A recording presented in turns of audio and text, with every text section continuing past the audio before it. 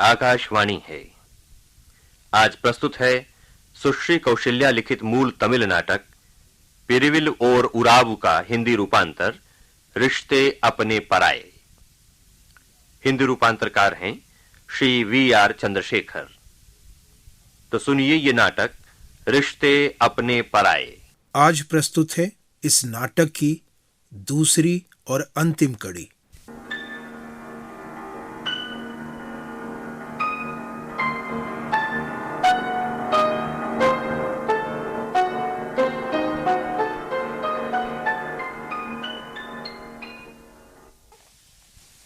क्यों जी, आज कोई चिट्ठी आई क्या?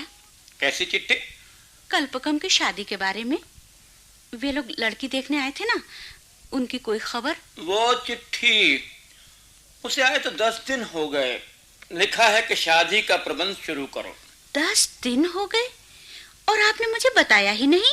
और लड़का तो शायद दिल्ली में है कहीं। देखने में लड़का अच्छा है, जल्दी तय कर दीजिए। लेकिन शायद उसका वेतन भी बहुत कम है, इसलिए कमाने वाली लड़की पसंद कर ली है। ये भी क्या बात है?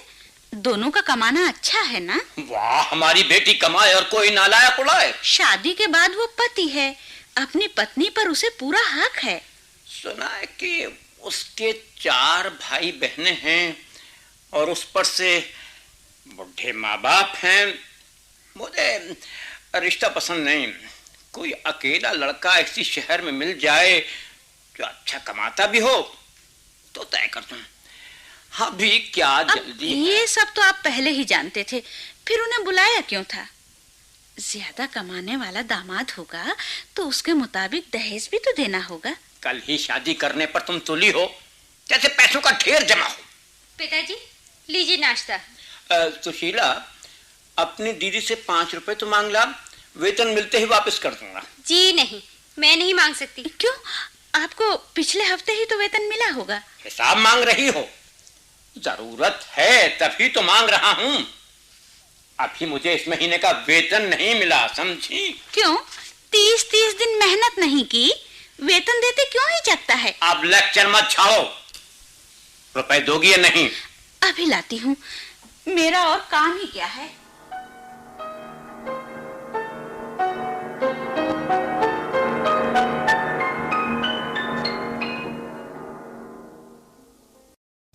माँ, सीता को दूध पिलाकर सुला दिया है। ये कल्पकम कहाँ है? ओह, तुम भी आ गई। सुनो कल्पकम, पिताजी तुमसे कुछ बात करना चाहते हैं। क्या है? तुम्हें बता दो ना। कल एक लड़का तुम्हें देखने आएगा। जन्मपत्री ठीक है, नागपुर में काम करता है। कल दोपहर दफ्तर से छुट्टी लेकर आ जाओ, मैं भी दुकान से छुट्टी लेकर आ जाऊंगा।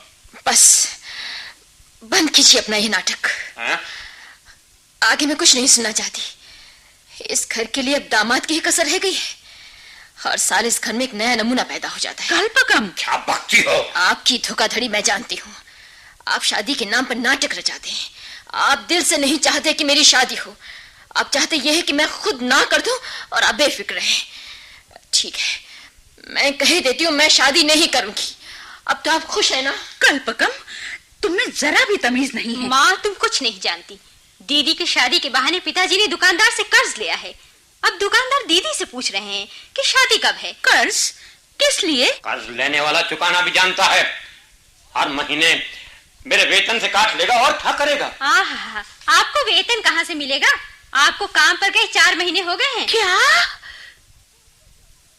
अजी, अब बोलते क्यों नहीं? इसका कहना सच है? अरे सुनिए तो, कहाँ जा रहे हैं? अरे मेरा भाग्य।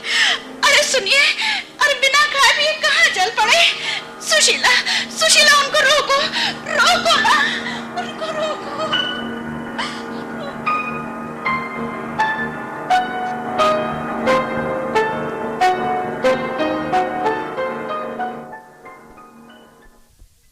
क्यों जयराम, कहीं जा रहे हो क्या? जी कुछ नहीं है ये स्वामी जी। सुना है कि शहर में एक मेडिकल कंपनी में रिप्रेजेंटेटिव की एक पोस्ट खाली है। सोचता हूँ मिलूं किसी से जाकर। ओह, ऐसी बात है। भगवान करे वो नौकरी मिल जाए तुम्हें। अरे हाँ, जरा देखना दूसरी भट्टी सुलग गई क्या? जी अभी देखता हूँ। सुलग गई। टाइम क्या हुआ होगा? 9:30 होने वाले होंगे। सोचता था कल्पकम से बात करूं, शायद उसके यहाँ जगह हो। अरे ये तो कल्पकम आ रही है। बेटी, बस नहीं मिली क्या? पैदल ही जा रही हो? मामा जी, आज 9:20 वाली बस छूट गई। ओह। अगले मोड़ से अब 11 नंबर वाली बस पकड़ूंगी। अच्छा, सुन, जगदीश आए क्या? क्यों, क्या हुआ? किसी से फिर उधार ले लिया है क्या? मैं खुश था, 1 महीना ठीक तरह काम किया, लेकिन अब फिर गायब है, इसलिए पूछा। उन्हें तो गए बहुत दिन हो गए मामा जी। अच्छा मैं चलता हूँ अय्या स्वामी जी, दोपहर तक लौट आऊंगा। अच्छा, ठीक है, ठीक है।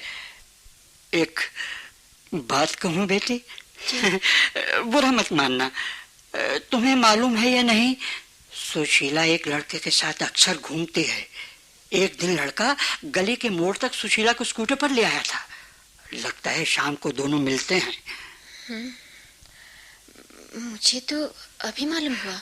घर की ऐसी हालत है, सुशीला फिसल ना जाए कहीं। बेटी, तुम ही उसे समझा सकती हो। ये समझाने की बात नहीं है मामा जी, समझने की बात है। और फिर मैं रोकूं भी कैसे? मैं नहीं चाहती कि वो भी मेरी तरह रहे। हाँ? पर मामा जी, आप फिक्र न करें। ठीक है, तुम समझदार हो बेटी। अरे हाँ, सुनो बेटी, तुम्हारे दफ्तर में कोई जगह तो नहीं खाली होगी? ये बेचारा जयराम है ना? कौन? अरे वही, अभी तो गया है तुम्हारे सामने से। पढ़ लिख कर भी बेचारे को नौकरी नहीं मिल रही है। मेरे यहाँ पता करूंगी। पिछले हफ्ते खाली तो थी एक जगह। तुम्हारा बड़ा उपकार होगा बेटी, जरा पता लगाकर बताना। हाँ? बताऊंगी, हाँ। जरूर बताऊंगी। अच्छा चलो मामा जी, बहुत देर हो जाएगी। अच्छा बेटी, जा।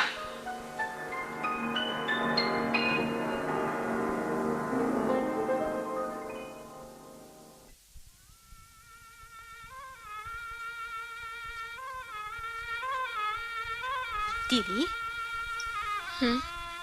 आज भी तुम्हें अकेली बैठना है क्या? नीचे चलो ना। मेरे लिए ये दिन और दिनों से अलग क्या है सुशीला? क्यों ऐसी खोई खोई बातें करती हो? कोई बात नहीं, मैं तो हमेशा की तरह नॉर्मल हूँ। आज भी तुम्हारा ये नॉर्मल होना बदल नहीं सकता। दीदी, तुम्ही ने मुझे पाला पोसा। आज मेरी शादी के दिन माँ से बढ़कर तुम्हें खुश होना चाहिए। आई एम सॉरी सुशीला, मैंने तुम्हारा जी दुखाया हो तो माफ करना। दीदी, मुझे मालूम है कि तुम्हें दुख है। दुख? लाख लाख तकलीफ झेलते हुए तुमने मुझे कॉलेज में पढ़ाया। शायद तुम्हें दुख होगा कि तुम्हारे साथ इस घर का भार लेने के बदले मैंने यूं शादी कर ली है। दुख? ऐसी हंसी मत हंसो, घूर कर मत देखो। मैं वैसे स्वार्थी नहीं हूँ। मैंने उनसे पहले ही अनुमति ले ली है। नौकरी करके महीने में 100 रुपए भेज दूंगी। विश्वास करो दीदी। दीदी, मुझे इतनी नीच समझ रखा है क्या? तुम्हारा क्या बिगड़ा है कि तुम मेरे इस तरफ मान करो? तुमने अपने उनसे 100 रुपये भेजने की अनुमति ले ली है, लेकिन तुम्हारी कमाई का 1 पैसा भी नहीं चाहिए, समझी? इतनी जल्दी तुम्हारे मन में जलन की ज्वालामुखी फूट पड़ेगी, ये सोचा भी नहीं था। देखती हूँ तुम्हें ईर्ष्या पैदा हुई है।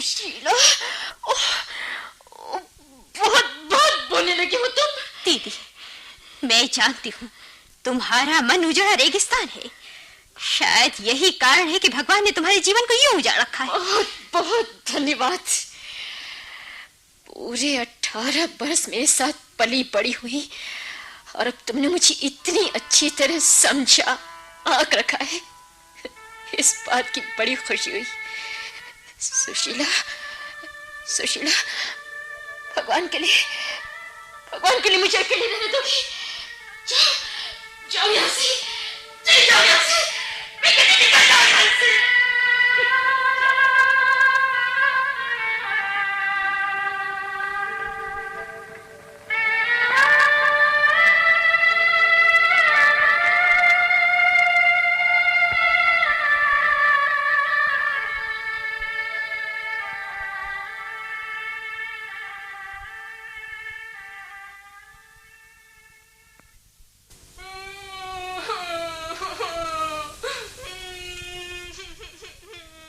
क्या हुआ बेटे?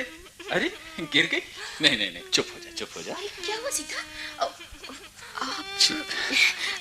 आजा बिट्टू, मेरी गोदी में आजा। हाँ हाँ, शाबाश शाबाश। हाँ बस बस बस बस, चुप हो जा। हाँ, जरा सा पूजा करने मंदिर में गई तो तूने अपने घुटना ही फोड़ लिया। हाँ आप आइए स्वामी जी, आपके मामा है ना? जी वो मैं आपके घर के सामने वाले होटल में काम करता हूँ, जयराम। अच्छा अब मैं चलूंगा। हाँ वो आइए स्वामी जी ने आपसे कुछ कहा था। क्या? वही नौकरी का मामला। उन्होंने कहा था कि आपके दफ्तर में शायद कोई जगह खाली है। ओह, मैंने कहा तो था कि जगह का पता लगते ही बताऊंगी। जी अच्छा, लेकिन सुनिए, आपने बुरा तो नहीं माना ना? इस तरह मैं आपसे बातें करने लगा। नहीं नहीं, मगर सीता क्या कर रही है? चोटी क्यों खींच रही है? आपकी आपकी आंखें बहुत सुंदर हैं। जी? आप तो रोमांटिक हो गए जयराम साहब। मेरी वो उम्र नहीं रही। बात सच भी है, छोटी बहनों को साथ लेकर बाहर जब कोई। क्यों, अभी 24-25 बरस में बुढ़ापे की बात कैसे करने लगी आप? ठीक ही है, समय ने असमय ही बुजुर्ग बना दिया। अय्या स्वामी तो आपको बच्ची ही कहते हैं। जी, उनसे मेरे बारे में आपने क्या पूछा? मैंने कुछ नहीं पूछा, मैं तो कह रहा था कि उनको आपसे बड़ा स्नेह है, वे आपकी बड़ी इज्जत करते हैं। जी, मेरे पिताजी जब घर छोड़कर चले गए तो अय्या स्वामी जी ही मेरे पिता के समान थे। मेरी परीक्षा की फीस भी उन्होंने ही भरी थी। नौकरी लगने के बाद जब मैं फीस का पैसा वापस देने चली तो मेरे ऊपर बरस पड़े। आप अपने पिताजी पे बहुत नाराज हैं? नाराज? उनकी आदतें, कमजोरी का दूसरा नाम मेरे पिताजी हैं। फिर भी हैं तो वे आपके पिता। हर आदमी में कुछ अच्छाइयां होती हैं तो कुछ बुराइयां भी। ये फिलॉसफी मेरे किसी काम की नहीं जयराम जी। मेरे पिताजी घर छोड़ भागे, ये अच्छा ही हुआ था। घर की हालत उनकी अनुपस्थिति में सुधर गई थी। फिर 7 साल बाद एक भिखारी की तरह कहीं से दोबारा आ धमके। मैं नहीं चाहती थी कि वे दोबारा आए। और आपकी माँ? माँ ही की खातिर तो मैं चुप रही। शुरू में मुझे भी भ्रम हुआ था कि वे जरा बदल गए। 7 साल की उनकी तकलीफों को सुनकर मैं अकेले में रो पड़ी थी। लेकिन स्नेह का घना पर्दा हटा तो उनका वास्तविक रूप फिर उभर आया। मिस्टर जयराम, मेरा दिल उसके बाद पत्थर बन गया। नहीं नहीं, आपका मन पत्थर बना होता तो आप इस तरह भावुक नहीं होती। क्यों नाहक मन को छोटा करती हैं?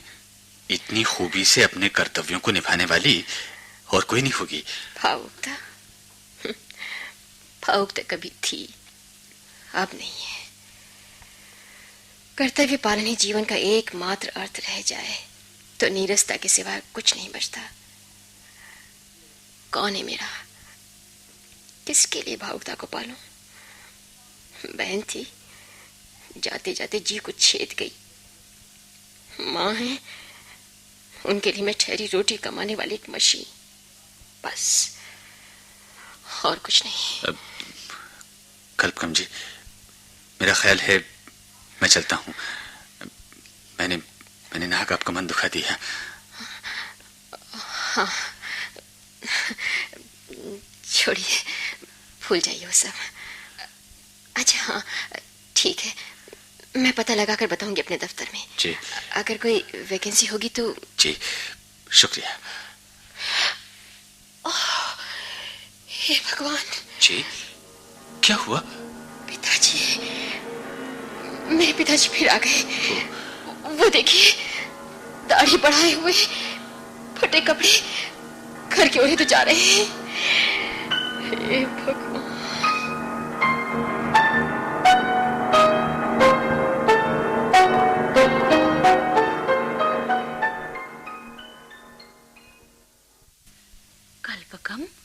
कल्पकम बेटी, तेरे पिताजी रुपए मांग रहे हैं।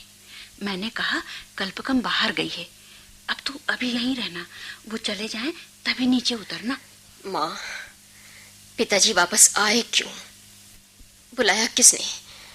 जब चाहे इधर आ मरना और पैसे लेकर घर से गायब हो जाना, ये कोई तरीका है? भगवान, तेरी जुबान। मीनाक्षी, अरे मीनाक्षी कहाँ चली गई? आई जी, आई। क्या है, क्यों बुला रहे थे? तुम्हारे हाथ कुछ पैसा तो होगा ना, कल्पकम ने दिया होगा। वो आजकल एक कौड़ी भी मेरे हाथ में नहीं देती। वो कॉफी पियेंगे? बड़ी खातिर हो रही है। सीता के बाद फिर कोई बच्चा इस घर में आने वाला है शायद, इसलिए। कल्पकम? किस लिए? मार धाड़ करके जो भी हाथ लगे वो लेके फिर चले जाएं, इसलिए। हे भगवान! जाओ, चले जाओ, निकल जाओ यहाँ से, सभी निकल जाओ। मैं मर क्यों नहीं जाती, ये दिन भी देखने पड़े। इतनी जली कटी सुनने के बाद भी पत्थर की तरह बैठे क्यों हैं आप? निर्लज की तरह बार बार आते क्यों हैं आखिर आप? क्या कहा? कौन निर्लज है? मैं बोल, कौन निर्लज है? बोल, कौन है? लो, लो, इन्हीं नोटों के लिए आए थे ना, ये लो, भिखारी की तरह पकड़ कर ले जाओ, चले जाओ यहाँ से, निकल जाओ।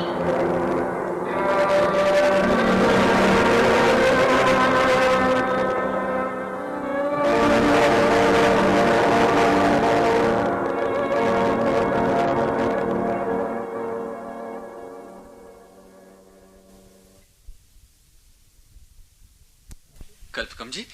अरे आप अचानक इस रूर? हाँ, मुझे अपॉइंटमेंट ऑर्डर मिल गया है, हैदराबाद जाना होगा। परसों से काम पर लग जाऊंगा। कांग्रेचुलेशंस। ये खुशखबरी लेकर सबसे पहले तुम्हारे पास ही दौड़ आया। अय्यर स्वामी को भी अभी तक खबर नहीं दी है, माँ को भी चिट्ठी लिखनी है। सुनिए, आपसे ढेर सारी बातें करनी। शाम को समुद्र तट पे मिलेंगे? वही जगह ना जहाँ रोज मिलते हैं। 5:30 बजे आ जाऊंगा। आपको इस वक्त काम तो नहीं होगा? नहीं, मैं आ जाऊंगा, मैं जरूर आ जाऊंगा।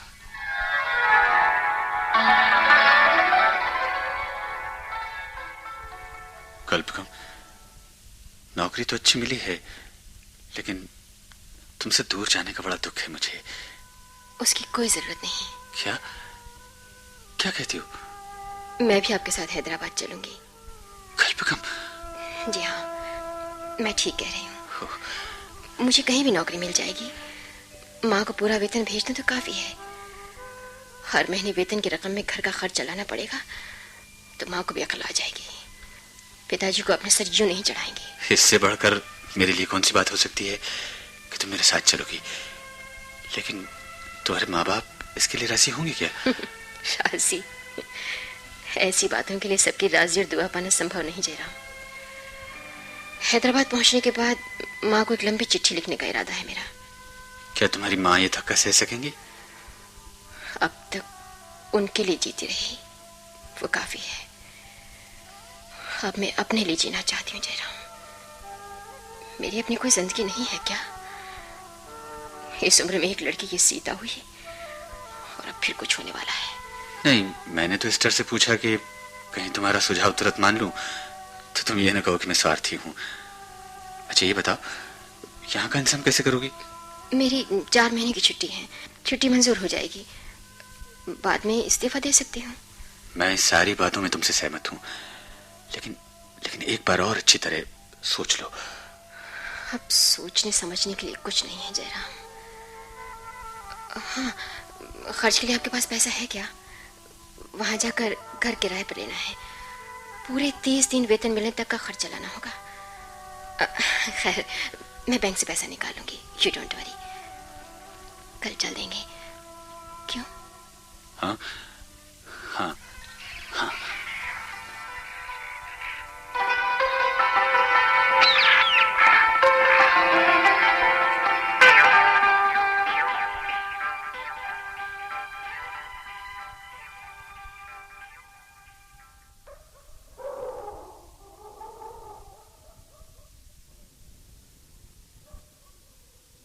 रात के 10 बज गए, कल्पकम अभी तक नहीं आई।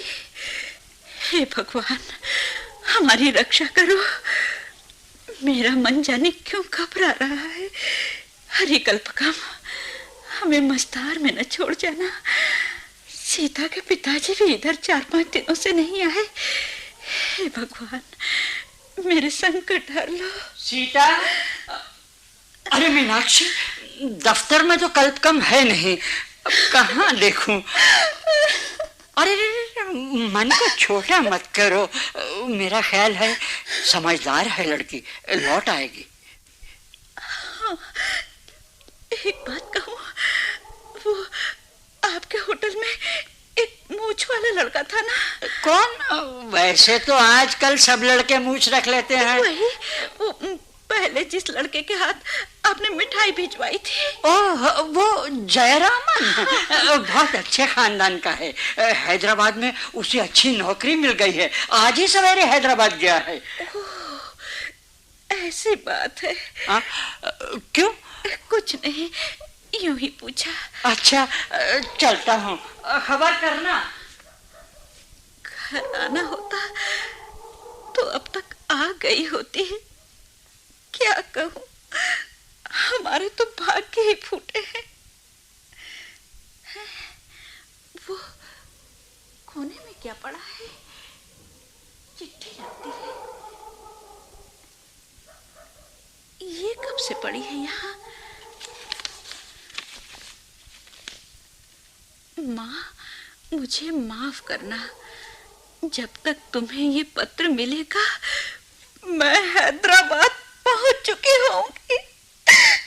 भगवान, क्या हो गया? मीनाक्षी, कल्पकम, कहाँ मर गए सब के सब? अब कल्पकम कहाँ है? आप आ गए। कल्पकम के घर रहते भी मैं आपसे झूठ कह देती थी कि कल्पकम घर में नहीं है। अब वो सचमुच घर में नहीं है। सुना आपने? अब वो शहर में ही नहीं है। ये खत पढ़िए, यहाँ कोने में डाल गई है। कहाँ गई? तबादला हो गया है क्या? अगर तुम्हारी बेटी किसी के साथ भाग गई ना? चुप भी रहिए, उसे क्यों दोष देते हैं? ऐसी भगोड़ी लड़की की वकालत करते लज्जा नहीं आती? लज्जा? वाह, लज्जा की बात मुझे सिखाने चले हैं। अपने बीवी बच्चों को छोड़कर आवारा की तरह घर से भागते रहे, तब शर्म नहीं आई? मैं निर्लज्ज हूँ, इसलिए कि आपकी खातिर जाने क्या क्या सहती रही हूँ। ओहो, तुम्हें इतना साहस आ गया है? हाँ, 12 साल पहले ही जो साहस करना चाहिए था वो अब करने लगी हूँ। बात बात पर रोने वाली थी, अब आंसू की एक बूंद भी नहीं गिराऊंगी। कल्पकम ने ठीक ही किया, समझे? कल्पकम ने ठीक ही किया। हद है, निर्लज्जता की भी सीमा होती है। चलो भाग पानी में और डूब मरो तुम सब। चलो भाग पानी में और डूब मरो।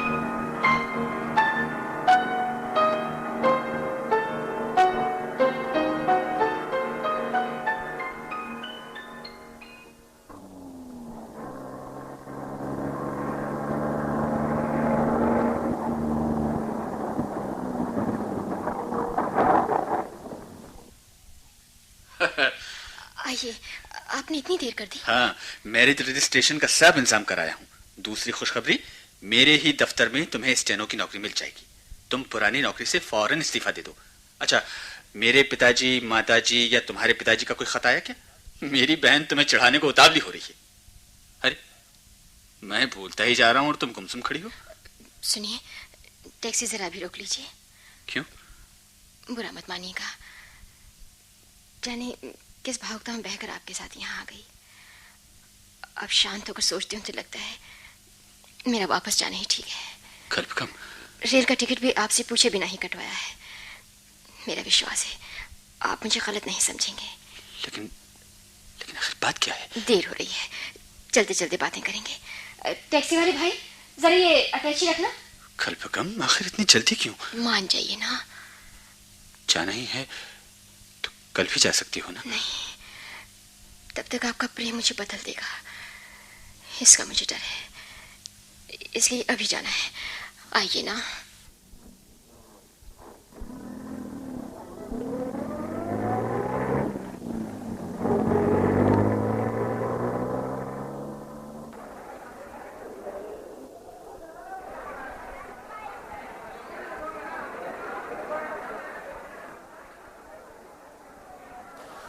माँ और सीता को एकदम भूलकर मैं कैसे आ सकी, इस बात का मुझे बड़ा आश्चर्य है।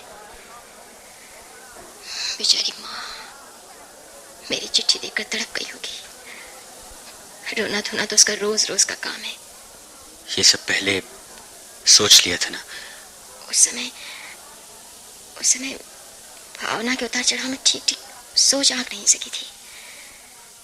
सोचा था कि हर महीने वेतन का पैसा भेज देना भर काफी है, लेकिन अब जब स्वस्थ मन से सोचने लगती हूँ तो यूं मेरा यहाँ आना ठीक नहीं जचता। जयराम,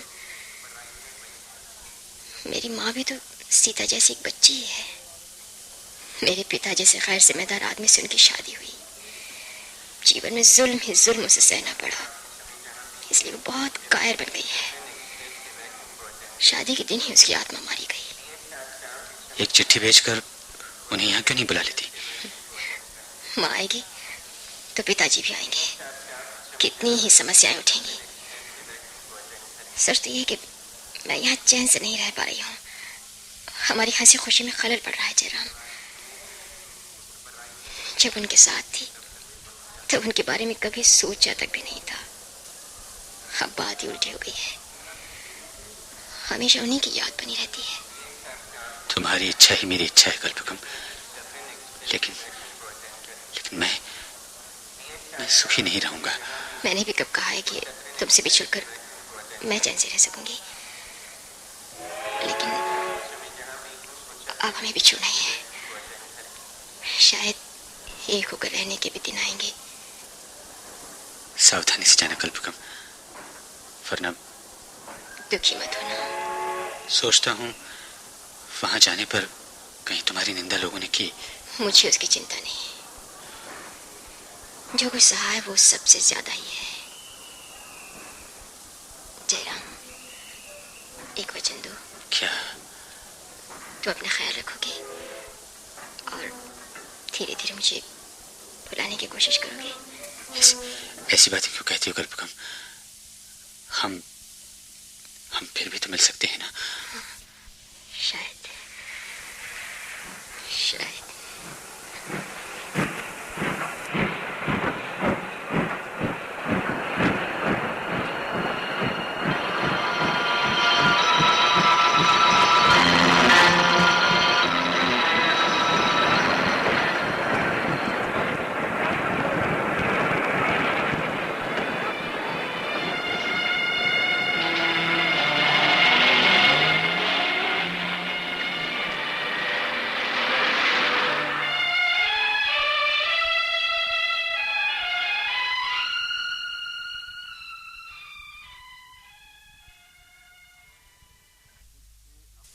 रिश्ते अपने पराए। अभी आपने सुश्री कौशल्या लिखित मूल तमिल नाटक पिरिविल और उराव का ये हिंदी रेडियो रूपांतर सुना। हिंदी रूपांतरकार थे श्री V.R. चंद्रशेखर और निर्देशक श्री गंगा प्रसाद माथुर। ध्वनि संयोजक श्री सुदर्शन कुमार और श्री किशन कुमार नरूला। भाग लेने वाले कलाकार थे श्रीमती सुधा शिवपुरी, श्रीमती कमला सक्सेना, श्रीमती विजयलक्ष्मी सिन्हा, श्री स्वतंत्र कुमार ओझा, श्री बलदेवराम नागर और श्री F.C. माथुर। ये कार्यक्रम केंद्रीय नाटक एकांश द्वारा आकाशवाणी के दिल्ली केंद्र पर तैयार किया गया।